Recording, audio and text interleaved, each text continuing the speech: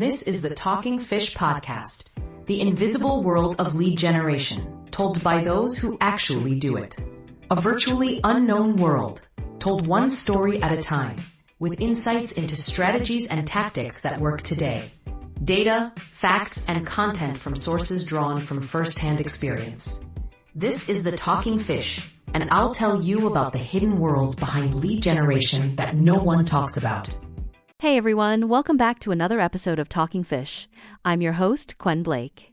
Today, we're diving into a topic that's both fascinating and, honestly, a bit audacious. Small businesses making big waves and potentially swallowing up the sharks in the email marketing sea.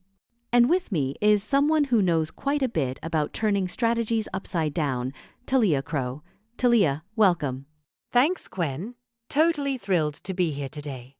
You know, these conversations are my jam, because they break down this perception that you need seemingly endless resources to succeed. It's about being smart and scrappy. Absolutely, Talia.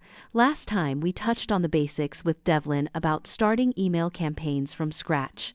For today, though, let's leap further into bold strategies that smaller players have successfully used to outshine their bigger counterparts. I've read some of your case studies, and they're truly inspiring. Thanks, Gwen. I think one of the key takeaways is storytelling. Small businesses can leverage their personal stories, creating rich and relatable content that engages audiences on a deeper level. It's about drawing them in and making them feel part of the journey. I love that. Storytelling is such an underutilized tool.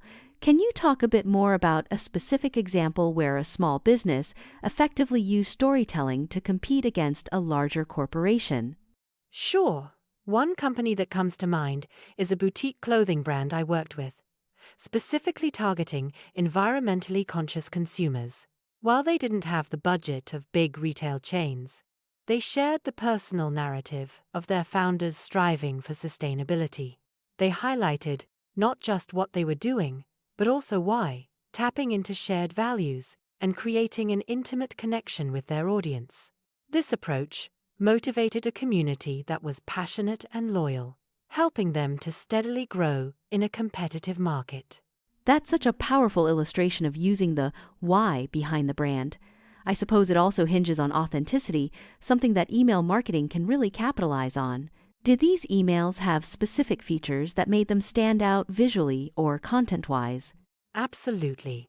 Authenticity comes through in both voice and visuals. They included behind-the-scenes imagery, founder stories, and customer testimonials. They even gave their emails a handcrafted feel, complete with whimsical fonts and personalized notes.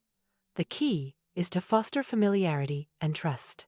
These emails weren't polished to perfection with heavy graphics, but rather felt like a direct conversation, which elevated engagement rates significantly. It's refreshing to hear how simplicity and genuineness can be more commanding than flamboyance. Thinking about this now, what role do you think influencer marketing plays, especially for these small fish? Influencers are bridges. For smaller entities, aligning with niche influencers rather than megastars can yield better results.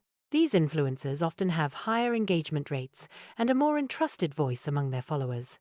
By collaborating with influencers who truly resonate with the brand's message, smaller businesses can exponentially grow their visibility and credibility within specific communities.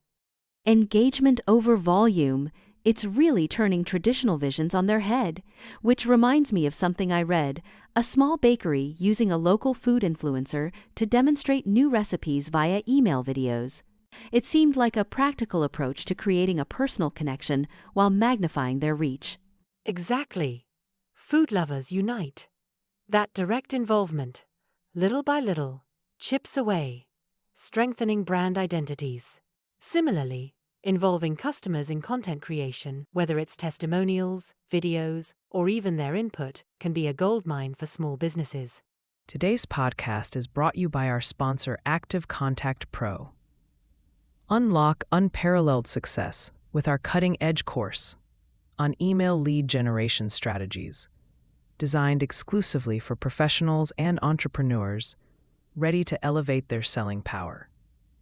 Go to activecontactpro.com and order today. Today's podcast is brought you by our sponsor, Active Contact Pro.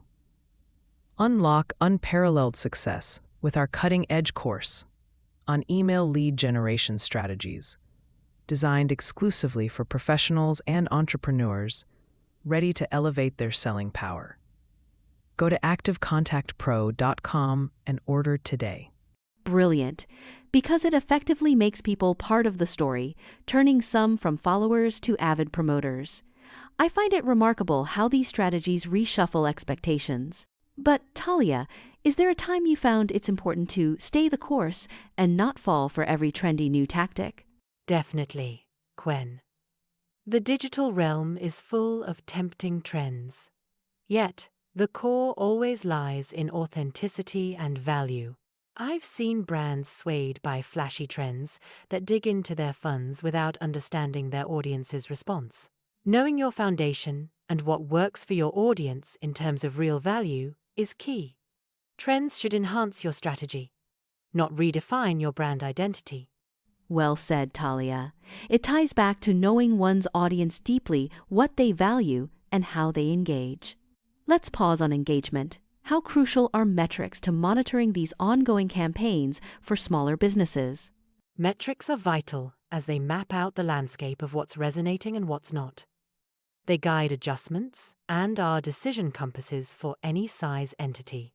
Although small businesses might initially only look at open rates, metrics like click-through rates, conversions, and specific engagement insights illuminate the road to actionable strategy adjustments. They speak volumes, don't they? It reminds one to address those silent voices, the subconscious elements driving decisions. So insightful. I'd encourage listeners, start with metrics you understand while expanding a baseline knowledge for deeper analysis. Yes, and a simple step, like segmenting your audience based on behaviors and responses, can yield big difference. Testing different variations depending on these segments can reveal a treasure of understanding about tone and content. Segmenting. We can never overlook the hidden gems it reveals, although sometimes underestimated. There's considerable depth to this perspective. Talia, before we wind down, any motivational words or quotes you go by for our listeners out there navigating their email marketing adventure? Certainly. I always say, understanding starts with listening and concludes with action. When you truly listen to your audience's feedback and responses, you're already halfway towards action that drives meaningful engagement. A reflection of profound simplicity and truth. Thank you, Talia, for bringing that insight and your expertise today. It's been enriching. My pleasure, Quen. Any time. Thanks for diving deep with us on the Talking Fish podcast. And don't forget to like, share, and subscribe for more underwater adventures.